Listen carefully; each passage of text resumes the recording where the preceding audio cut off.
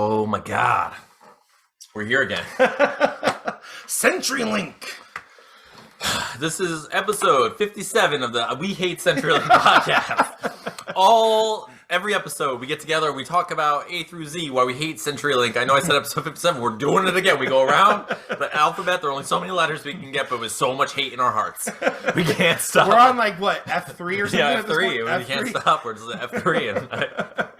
God, and F3, we just say, fuck them. F over, to the over, third just power. can't. F cubed. F cubed. Kind of like how they got me right now. Oh, man, seriously. No, but yeah, like it would be so much more convenient to not drive 45 minutes. I know, to film. dude. We have It issues, stinks. but we love you guys so much that we have to. We do. Candace offered. She said you can use my office on the weekend. So if I was like, yeah, we'll see. I should have CenturyLink. I should have internet this week, right? Wait. But Candace is the pastor, Yes. right? I mean, the church. It's just fucking CenturyLink. We're still doing it. We're still.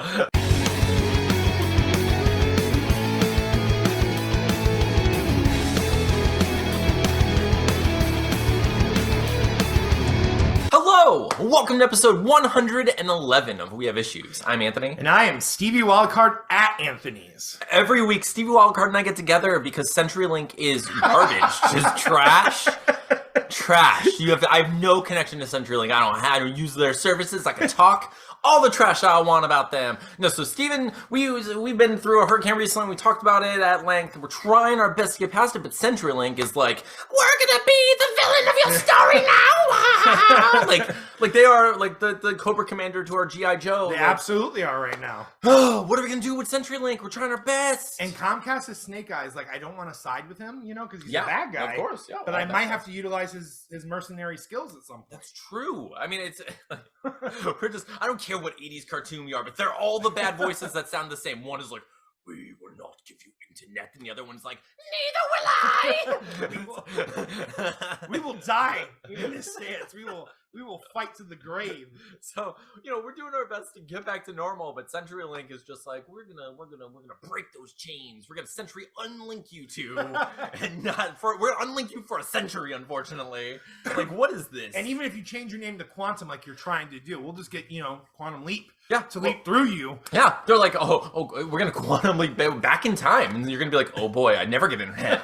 Just like, oh my god, it's been crazy. So you still don't have internet. Still don't have internet. You're in my place. This is where normally I'm by myself. Still don't have internet, and then there's like 17 fans drying my drywall still. So the kids are sleeping in the bedroom, and there's no internet. So, but I set up my Xbox One in the guest room, and I told them that they'll have to just turn up the volume, but they're gonna sleep in that room tonight, and we're gonna finally have our room back to ourselves. Oh my gosh, I can't imagine that situation. It's been weeks with them in the room, and they're the worst. They're the worst. Weeks with them in the room. I can't. Let's see. I get that. The storm. When did the storm hit? I'm surprised that you and Tina haven't just completely duct taped them to a wall by now. like I can imagine Tina's frustration. Oh my god! Well, yeah, and Tina. I mean, like sound and stuff. Like over time will break her, and those fans. At least they're not in the master bedroom. But yeah, they're. I can't wait for them to be out of the house. So we've had a time. Thankfully, we're off. Are you guys still on boil water notice? No, we see. Actually, Cape Coral was off before you guys were. That's what I thought. Which is so crazy. It's so weird. Cape Coral's we're absolutely devastated. We have nothing going on for us. However, we have the water. So we were on a boil water notice for a long time. We were doing our best, and we got to the point where, you accidentally brush your teeth with poo water, and you're like, what am I doing to my body? Am I going to grow a tentacle? And where's it gonna come from? Because I think we all imagine it's the equivalent of us just dipping it right in the toilet. It's right. That's how it feels. But it's like, if I'm going to grow a tentacle, it's just like housing, location. Like, your gut biome is stronger now. Right? You're just more resilient. I am. I'm like a radioactive poo man now. Every time I was like, what I was doing is I was pouring mouthwash into the little mouthwash cup and then wetting the brush with the mouthwash. But one morning I did the same thing as you. I was like, and I went, Like, oh, What have I done? So the funniest thing about like in these situations, we're forced to kind of adapt to these weird scenarios, and we become. It's like, you know, like if you have ever been to prison or know someone who's done any sort of time in jail, they have all sorts of fun recipes for making coffee, making wine, making weapons. You know, like they have all kinds of like interesting stories. That's what you have to resort to. Yeah. Like, this is how I brush my teeth now. This is how This is the new method. This is my new life, and we adapt, and we're so adaptable, and it's hilarious, like how it becomes a new normal, and then it's like, wait a second, this isn't. Wait, my life is supposed to be like this again? You know? But you're right. Like everyone always feels, and like of course everyone feels bad for the people that lost their lives and things like that. But people feel for people that like are dealing with no power, no water, and so on. But it's amazing how fast the human psyche just snaps into the next mode. It does. It's like, this is life now. Okay, like when we were doing that neighborhood thing every day, and yes, every day was like, it just becomes like it almost feels like foreign to go back to anything. It's just weird. That's why we exist. That's why we're, that's why we have as much control over the planet as we do. Oh, so it's incredible. There's a reason for it. We adapt and overcome. And speaking of adapting and overcoming, we've gotten a lot done, guys. We have. So much. We have, Steven. Okay, so I'm not much of a gambler, Steven. Yeah. I'm not much of a gambler in my life. You literally have a pair of shoes that you just pushed all in too. Always bet on black, Steven. Always bet on black. So Steven and I, we finished Deathless issue 1. We were like, we're gonna get this done despite the storm. We're gonna freaking push forward and do our work. And we did it. We did all the work. We sent it out to a couple of readers. We got awesome feedback Really from good them. feedback. I'd love to give like a special thanks to Lee Newman for giving some awesome editorial opinions, which I ignored all of them. No, I'm kidding. Like, I love, like, he was so amazing. I'm so thankful for that, because like, it's one of those things where anyone who's ever, like, all of you who have made anything, you know what it's like you know when you think of a tweet, and the second you hit like send, you see your typo. Yeah. Or, like, second you hit send, you say, and there's no going back. I'm gonna fail, you know. But having someone like Lee is a comic book editor, a maker, like he's a creator who like actually is well intended and cares about, and putting forward people like that just have the eye for it. He too. does. Like, so exactly, dude. And like, but what made me feel so good about it was he gave me this in-depth list of things that I sucked at. He's like, you suck at this, you suck at. And here's the thing, I was like, I knew I sucked at this, and I knew I sucked at this. But I was like, but the couple little things that he pointed out that I was like, those definitely need to be fixed. Mm-hmm. Yes, if anyone was going to spot things that were wrong with this book, it was Lee. Yeah. And I was like, and he did. He nailed a couple of little things, and a couple of people nailed the same little things. I was like, yes, that's consistency. That means those are probably the only things that are really need to be fixed in the book. The greatest percentage of people are going to notice. Exactly. So I went back and I fixed the things that I was like, this is an actual issue. This isn't like a choice. Isn't it's like I missed a space, like a couple like typo things. So I fixed those things, and I was like, I'm done, right? So now what do? We print out test prints. I was like, we print test prints. Normally we send away, spend a small amount of money, and we get like 10 or 15 issues. 10 books back. And I was like, what if? Now, hear me out. What if I just made the call to just order all of the books? With no test prints at all. I was just like, He didn't even talk to me about it. No. Actually, so what I planned on doing was, because I am a pretty consistent person. Mm-hmm. Like, what I planned on doing was not mentioning it to Steven and saying, like, I ordered prints. And I was just going to say it like that and be like, I can't wait to get them back. And when they showed up and they were perfect, I was going to be like, Steven, guess what? I ordered all of them. And it was going to be amazing. But Steven was like, how many prints did you order? I was like, I can't lie. I was like, not going to lie to my best friend. How do I word the question that way, Steven? Exactly. I was like, you ruined Future Anthony's plan to reveal this crazy but what this does though is it gives us the funny situation of everyone knows that there's like this fuse that's been lit, and it's like when it explodes, it could be congratulations, or it can be guess who has to order all of those comic books again, and good luck selling these crap trees. Like, what is this? What did I order? This isn't even paper. Like. Oh, Kablam said that they ran out of red, so all the red energy is going to be black. What? Why is black the substitute? So, I'm hoping for the best. I'm hoping nothing happens. Who left the rough panels on? Who left the rough layer on all Dude, the art? okay, I can't tell you. So I have a whole folder that I send to Kablam that has to be organized a certain way and named a certain way. I can't tell you how many times I checked to make sure every single page was there perfectly as it was labeled specifically. Like everything was perfect. I was just like, okay, I labeled everything exactly as they say. Because they say you can just throw them up there and be like page 1, 2, 3, page 3, and say whatever you want.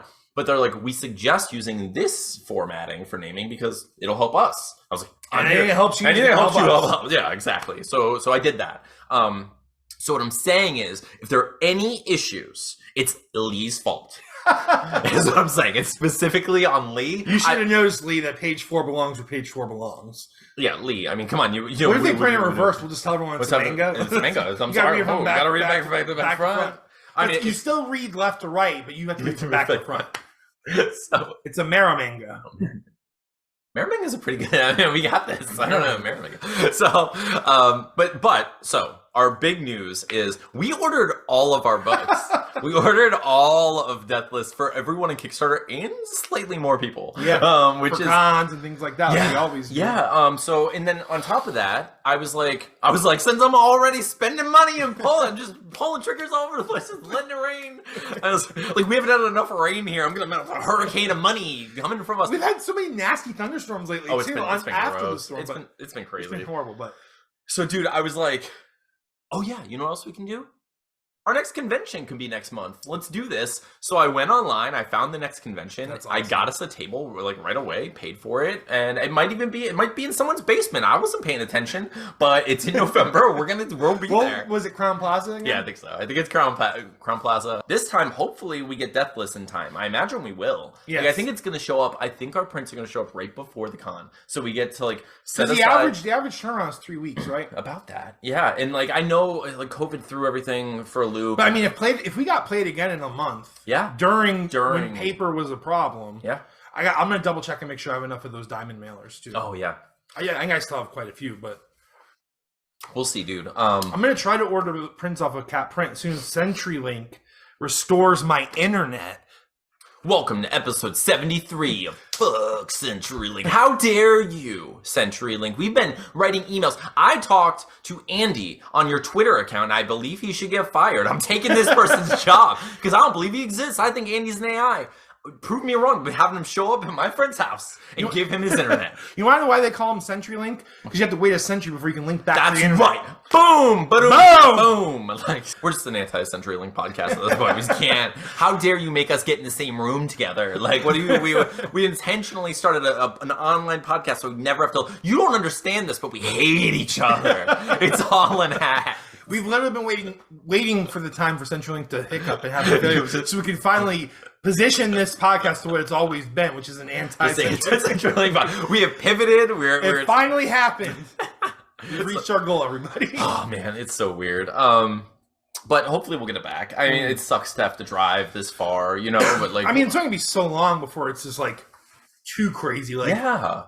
All right, CenturyLink, it's been a month and a half now. Yeah. Or like, how long are we waiting? How long are we waiting? Like, what are we? Is it just never coming back to Cape Coral? Yeah, it's starting to feel that way. Okay, who's coming in? So we're trying to figure out like ways to get back to some sort of normalcy. We obviously haven't been able to do like interviews and stuff, and I have people like reaching out every day. People will message us on the Twitter, and they're like, "Will you interview us? Do you have any spots to interview us?" Like, I really want to interview Rebecca, the author that we met.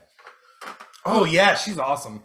The first con we ever did, right? Yes. No, we met her at SpaceCon. SpaceCon. We met her at SpaceCon. So, RM Hamrick, we want to interview. I want to interview. She's her. hilarious. She's hilarious. Our banter was great at the Comic-Con. So she is a great writer. She's hilarious. She's local enough for us to feel like we're supporting local people as well as just other creators, which is cool, and we appreciate that. Absolutely. And like, she's just really cool. She writes about zombies. She writes. She looked at me and she was like, "I'm gonna pitch my book as a Douglas Adams type of book," and I'm like, I get it, you know me, but like you know my soul. You know my soul. You looked in here and you were like, I know that loser, and I was like, dang it. And she's like, because I am that loser, and I was like, okay, I love you. So I really want to interview her. But she's just awesome all around. Like not only like super supportive of us, but like she like watches Don't Make It Weird now. Yeah. I mean, she's like just awesome. She's just like jumped right into the writing community in Twitter, and I love that. I love the little like community bubbles and how everyone's supportive. And like we were just talking like off camera, we were talking about how like we're getting really close to our 1,000 like subscribers goal that we've had since the beginning. Basically, like we started, we're gonna get 50, gotta get 100, but we jumped pretty quickly to going like we just need 1,000. Let's get 1,000. You know, we're almost there, but it feels like it's harder now to get like groups of people at a time. And what we've been doing is we're talking to people as individuals and finding people who are interested in the thing we're doing, and kind of we're just building the colony. Yeah, man. that's all it is. Like these are all like the friends that we're meeting along the way are like actual friends. So it's like it's awesome. Like we're just meeting people through this, which like creates that like we're all like artists. We're all like just making this awesome commune together, basically. So I like it. I think it's awesome. I think it's awesome to do it that way. I don't even know what I would have done if we suddenly got a surge. You know, like then you feel like you're being dictated by the flow. Well, that's what I'm hoping, and I felt it at one point. Like, and I because I'm not a good person to have access to analytics. Like, I hate it. I hate seeing it, because then I start like picking apart things and like overthinking things. And the truth is, there are too many variables. It's literally impossible to decipher why people like certain things. And even if we did know why they like certain things, do we really want to cater or pander to a specific thing? And marketing is still guessing. It is. That's what marketing is. I mean, it's guessing based off of an educated guess of statistics, but it's like still a guess. You never know which ones are going to hit. I mean, Quiznos back in the early 2000s really thought the ugly gerbil hamster things were going to sell them a bunch of subs, and it damn near killed that business. Which I thought those commercials were hilarious. Yeah, we just weren't old enough yet. We're just that's true. We don't eat Quiznos once a month. We don't have the money, Quiznos. I know. I mean, I still don't have the money. Quiznos, come back. Quiznos, you should make internet. That's what you should do. Yes. But no, so it's so. But I'm with you though. Like I really what I like about the people we're meeting is like it really does feel more personal and more like community. And what I'm getting at, Stephen, is I'm replacing you with Rebecca. I'm gonna bring her on the show next week. She has internet. That's all it is. That's all it is to it. And it's honestly, it's fair. Yeah. She's awesome. She's awesome. She's really talented. Great. I'm gonna be like, Steven. Her hair is almost. She's not as good as mine, but I mean, it's almost as good. I'm not gonna confirm or deny that. I'm gonna take the safest stance and say nothing about what you just said. No, because Steven's offended by nothing, and if Rebecca, she decides to. What do you think about my hair, Anthony? What did you say? I need you right now. I'm throwing a gauntlet down. I'm out of this show. We're gonna have issues if you don't talk about how my hair's better than Steven's. Anthony's out of the show. It's just Rebecca now. Rebecca has issues. She completely takes over everything. Deathless by me. The novelization of Deathless. The novelization of issue 3 of Deathless. We're still working on issue 2. I'm way ahead of you. Oh, way ahead of you. Way better already. I figured out the better plot points. Like Jeff's dead. Jeff died before issue 1. They're all sad about it. They're working through it in the D&D game. It's a hard. He was never alive. There was never a spell. There was never a spell. That would piss people off so much. Oh, yeah, no. Like, definitely a spell, people. Oh, no, it's all we're happening. just making jokes here. But, like, oh my god, can you imagine Stranger Things? Like, if in Stranger Things they cut and it was just literally, like, a group of, like, 30-year-olds playing, D&D, they'd be like, everyone would riot, But the creators of Stranger Things right now watching this episode. Okay, so we got change the series finale.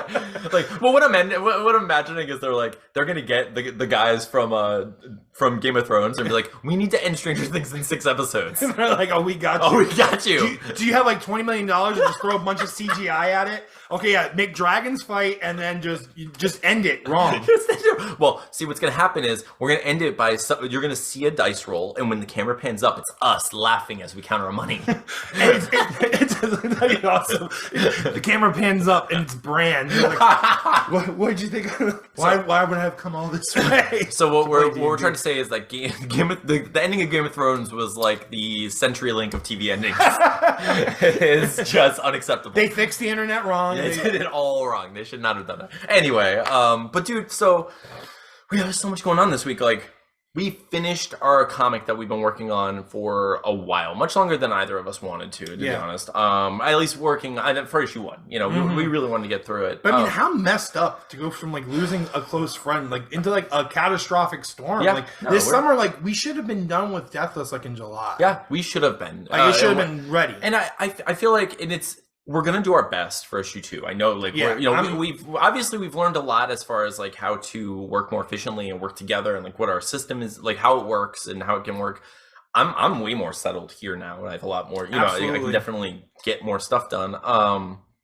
But it's like we can't account for all of that stuff. It's you so know, hard like sometimes we're just gonna have because issues. we already account for like, well, I have a crappy job, I have to go to this. So like the day-to-day issues we've already figured out a way to conquer. But then when these like haymakers come in, it's like, oh my gosh, like and those things, like I'm sure everyone can relate to some, in some respect to like the residual effects, like the little aftershocks that come with any natural disaster or big like life-changing event. You get these weird like life quakes, and like it just keeps hitting you. Like you're still like you haven't had a night with Tina without the girls, in a long time, and like that has an effect on us, and like same thing's happening here, like I have that same situation. We're all working through this. Our kids haven't been in school for like several weeks. I think mine get to go back to tomorrow though. Yeah, my girlfriend's daughter goes back tomorrow. My son doesn't go back until Wednesday because they're still like finding ways to get other kids to go to his school, and like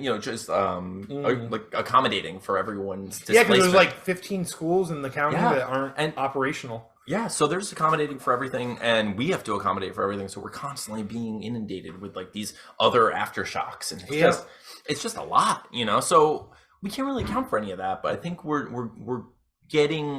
showing that we're capable of getting things done despite it all. And I'm getting more confident too. Like even those roughs I did that I sent you, the D&D roughs, like those are just like first shots. Like that's all I don't need like a full like clean concept. So I already know what their outfits kind of look like. I gotta do Jeff and M still.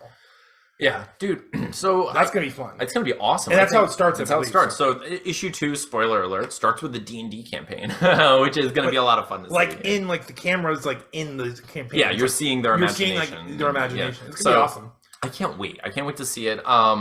But I love the fact that we were able to, despite all this nonsense and all the grief and all the trouble that we've been through and all of our various issues, we've been able to release cool interviews. We're supporting people. We still finished our book. We still ordered all of the prints. We did the right thing by ordering every single print we could possibly order.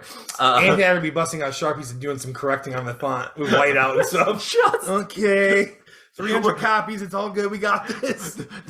The dialogue's too small, so we just buy 4,000 magnifying glasses. I'm sorry. Here's a cheap pair of glasses from the dollar store. They come with it. You just have to. What is this? Word balloons for ants. So we did all the right things. Is what I'm saying. We totally nailed it. Because we did go a little smaller this time, right? Yeah, I went a little smaller. But Play It Again was oversized. Yeah. So I think it's gonna be fun. I think it's gonna be amazing. And I'm super proud of us. I think we're doing great. Like you're coming over and we're able to do this and get episodes out to people. I've been freaking busy. I'm trying to help people with other projects. I'm doing the Critically Stupid. It's on episode 4, just got released now, and that's doing awesome. And people are actually watching it. And it's hilarious, too. Dude, you guys are a great group. I'm so glad. I have to show you the theme song that I've been working on. I'm so excited. But yeah, dude, I've been working on like stuff for Critically Stupid, and like trying to get people to watch that while getting people to watch this, while trying to finish like the other stuff. By the way, Steven, the thing that I totally forgot to mention this week that we wanted to mention was we just hit our 1-year anniversary of releasing Play It Again. That's so crazy. That was our first ever comic that we put out together on this podcast. This is our 1-year anniversary. We have 65 reviews and ratings.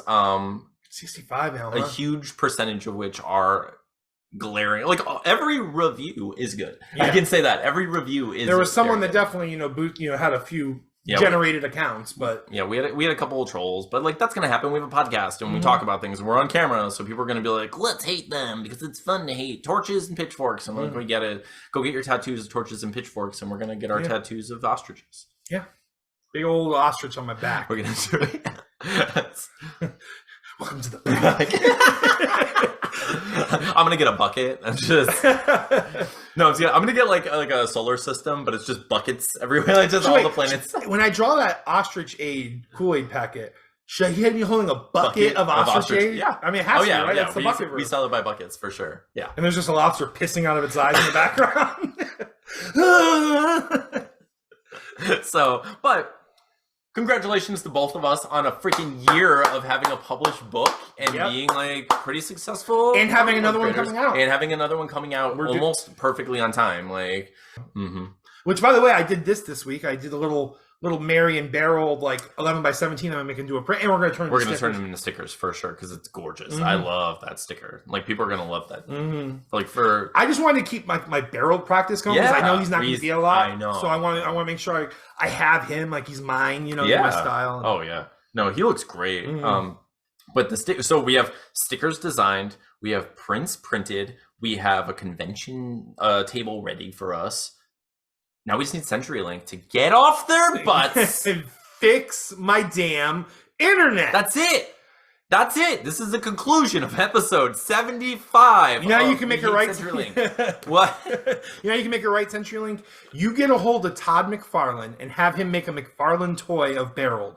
That's it. That's the only thing you can do at this point. That's the only thing you can do. It's been long enough. We need however many thousands of dollars is to get the initial sculpt. I don't know what it is, but no, you're gonna pay it, CenturyLink. I mean, have you ever had to go a day without internet and also have children in the room? You owe us this Beryl, like Todd McFarlane CenturyLink toy, or CenturyLink toy, Todd McFarlane Beryl toy. Immediately, you owe it. I want it. I want it. I want it right back here with all these guys. So thank you all for watching. Thank you for listening. Steven, do you have anything you want to say to the internet while you have it? Well, so I haven't spoken to you guys and it's felt like 84 years, but just remember that I love you and that I do not, but if you're CenturyLink, I do not love you.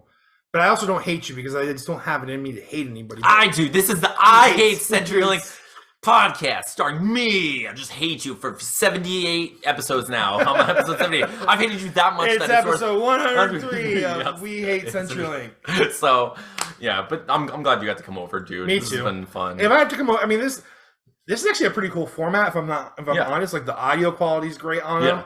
The video quality is great. So I don't know. Maybe it's just a venture I take. You let us know what you think. You let us know. It's up to you. Is this the We Love You CenturyLink for Bringing Us Together podcast? Like episode 1 of We Were Wrong CenturyLink. Episode 1. It's just, we spent all this time apologizing so they give him his internet back, but we're still going to do this every week no matter what. Man. We're going to start green screening you in here. Just like we use the internet to just like superimpose you. That's all we're doing it for. But thank you all. Thank you all for watching. Thank you for listening. We appreciate you being here and supporting us through all of this. If you haven't read Play It Again, our first book, I'm going to post a link below. I'm super proud of it. I think that obviously we've grown a lot since then as creators, but I think the work kind of speaks for itself. It's a good book. I think it's a great book. I think it's very heartfelt. You can feel Steven's blood, sweat, and tears, and a little bit of my soul that he ripped out and used to draw on my face over and over. But no, it's a great book, and you should check it out below. But thank you for being here. I can't wait to share Deathless with everyone. And Steven's huge mistake of ordering every single book is going to work out. It's going to pay off, right? It's going to work. Always bet on Steven Todd. It's gonna be okay. Everything's fine. There's no chance there's gonna be any sort of natural. You guys didn't care about that bear guy, did you? Because for some reason he's just like an elephant now, but he doesn't. I mean, I don't know what happened. But we lost 16 of your pages, and we had Jeff draw the rest. Who's Jeff? Jeff's like, I think there was a unicorn in there, and it just became a unicorn book. So it became My Little Pony 3. It's My Little Pony 3, which CenturyLink must die. My Little Pony 3, CenturyLink must die. Why are the ponies after them? But that's what they get if they don't give us internet back. We're trying to get the bronies to. Yeah. By the way, I mean, if you want Beryl to have. Oh, a raccoon tail. If you want Beryl to have a raccoon tail on one of these stickers, or in a future issue. We'll call it the Tanuki Beryl. The Tanuki Beryl variant. Yeah, the variant cover. Maybe that's what we do. Maybe we draw Mario with a Beryl costume and he has... True. You know what I'm saying? We can do that. I mean, like we can draw a nondescript, generic Italian plumber. Hey, he's an Irish plumber. He's an Irish plumber. He's Irish. That's right. He's ours. He's ours. But... Man, that game would be so funny because you'd never understand what he's saying. I know, like, I understand that Brad Pitt wasn't playing an Irishman, but... Oh, if he was a pikey? Yeah. It's just like... Oh, you want to go over to the pipe? I don't like What? Had a way to be a one. What? Oh, it's kind of fun. It's gonna be. I don't know. I'm all in for this Brad Pitt, Pikey Mario situation. That'd be amazing. It would be the best movie adaptation ever. Someone, if you're out there right now and you have the time to edit the Super Mario trailer, but with Brad Pitt's Pikey voice, that would be amazing. Oh, had a way to be a one. That's my phrase I remember from the movie, so that's why I keep saying. Yeah, it's gotta been from me. Wow. Oh, dude, Snatch is such a good movie. It's such a good movie. I love that movie. So this is the Snatch. We hate Snatch CenturyLink. 4. Snatch 4. We Revenge of the Pony Barrel. We hate CenturyLink. Also, we were wrong. Podcast. Thank you for watching and listening. I'm Anthony. I'm Stevie Wildcard. And this has been We Have Issues. We'll see you next time. Boom.